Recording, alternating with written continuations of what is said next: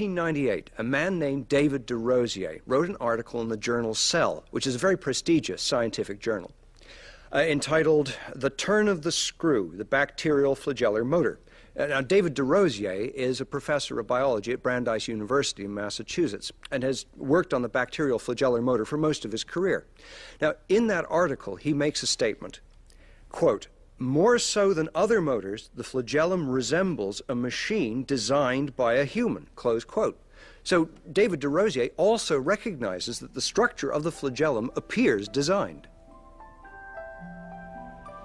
What I wrote was, this is a machine that looks like it was designed by a human, but that doesn't mean it was designed.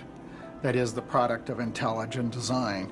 Indeed, this more has all the earmarks of something that arose by evolution.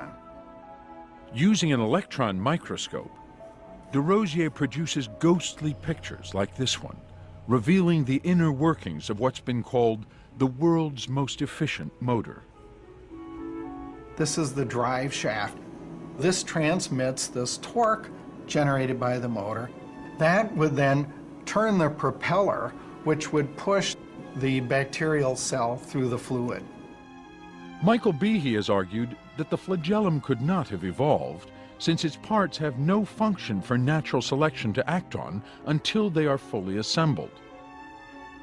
But evidence that refutes Behe's claim of irreducible complexity comes from a tiny syringe that injects poison, found in some of the nastiest of all bacteria. This is a structure found, for example, in Yersinia pestis, the bacterium that causes the bubonic plague. And look at the similarities. Now, this structure doesn't rotate, but it still has to extend this structure, which is equivalent to the rod, the drive shaft here. It has to extend that because it needs this little channel. It's like sort of like a syringe. So the virulence factors that are made inside the cell, which is down here, can be exported, pushed up into this hole, and exported out through this long kind of needle, perhaps into a cell in your body or mine, and thereby create misery.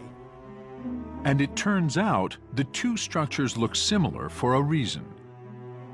The syringe on the right is made of a subset of the very same protein types found in the base of the flagellum on the left. Though the syringe is missing proteins found in the motor and therefore cannot produce rotary motion, it functions perfectly as an